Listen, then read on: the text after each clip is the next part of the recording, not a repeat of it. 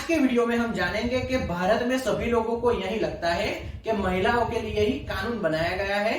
शादी के बाद आने वाली दिक्कतों से लोग डर जाते हैं क्योंकि महिलाओं के द्वारा बार बार पुरुषों को परेशान किया जाता है।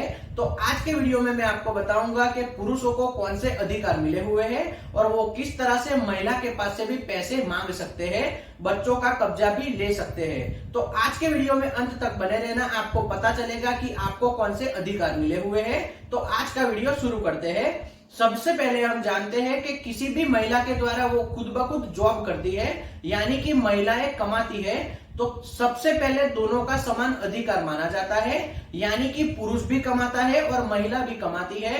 तो महिला किसी भी तरह से पुरुष के पास से पैसे नहीं मांग सकती, यानी कि भरण पोषण के जो पैसे होते हैं वो किसी भी तरह से महिला के द्वारा नहीं मांगे जाते। लेकिन क्या होता है, महिलाओं के द्वारा पुरुष को सबसे अच्छे तरीके से इसी तरह से परेशान किया जाता है। किसी भी बात पर अगर झगड़ा होता है या बहस होती है तो महिलाओं के द्वारा कोर्ट में जाकर गलत तरीके से एप्लीकेशन की जाती है और क्रिमिनल प्रोसीजर कोड की सेक्शन 125 के तहत केस दाखिल किया जाता है और पुरुष के पास से पैसे मांगे जाते हैं। तो यह सरासर जुर्म माना जाता है, यानी कि जो पुरुष खुद ब खुद कमा नहीं सकता, यानी कि पुरुष के पास जॉब नहीं होगी, ऐसे समय में महिला किसी भी कारण से पैसे नहीं मांग सकती। महिला खुद ब खुद कमाती है तो भी आपको किसी भी तरह से भरण पोषण के पैसे नहीं देने होंगे, लेकिन आपको यह कानून पता ही नहीं। मैं आपको बताता हूं कि आपको किस तरह से कार्रवाई करनी है।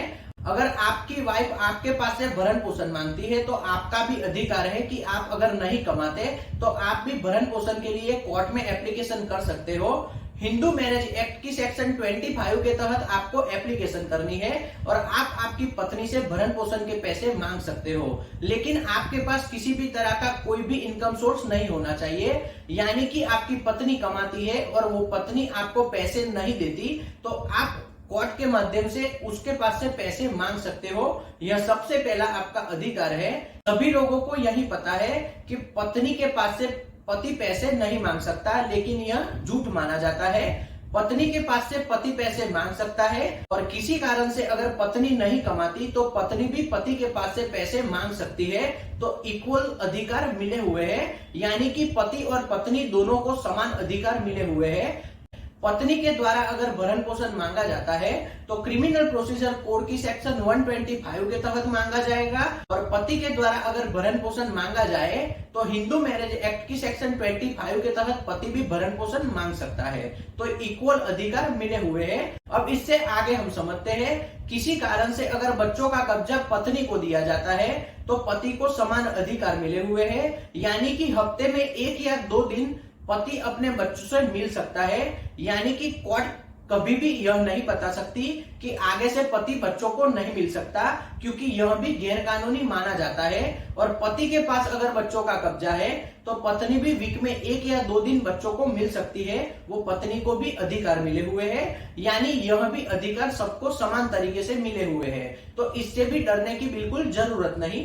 पति के पास से भरण पोषण के पैसे मांगे जाते हैं। इसके अलावा बच्चों का कब्जा अगर पत्नी को दिया जाता है तो पति वीक में 2 दिन मिल सकता है और अगर पति को कब्जा दिया जाता है तो पत्नी भी वीक में 2 दिन मिल सकती है, यानी कि दोनों को सभी तरीके से समान अधिकार मिले हुए हैं। किसी की भी बात में आपको नहीं आना चाहिए। पति अगर नहीं कमाता तो पत्नी के पास से भरण पोषण मांग सकता है, पत्नी नहीं कमाती तो पति के पास से भरण पोषण मांग सकता है, लेकिन कोर्ट में जाकर सब लोग डर जाते हैं और पत्नी को भरण पोषण देना होगा, यह सरासर गलत बात मानी जाएगी, क्योंकि अगर पति नहीं कमाता तो पत्नी भी भरण पोषण देने के लिए बंधी हुई है। इससे आगे एक बात समझ लेते हैं, जब बात आती है तलाक की तो ऐसे समय में भी अगर पत्नी कमाती है तो पति के द्वारा भरण पोषण मांगा जा सकता है और अगर पति कमाता है तो पत्नी के द्वारा भी भरण पोषण मांगा जा सकता है। तो इसमें भी दोनों को समान अधिकार मिले हुए हैं। तो आज का वीडियो यहीं तक रखते हैं। अगर ये वीडियो आपको पसंद आया हो तो वीडियो को लाइक और शेयर करना और चैनल को सब्सक्राइब करना। जय हिंद।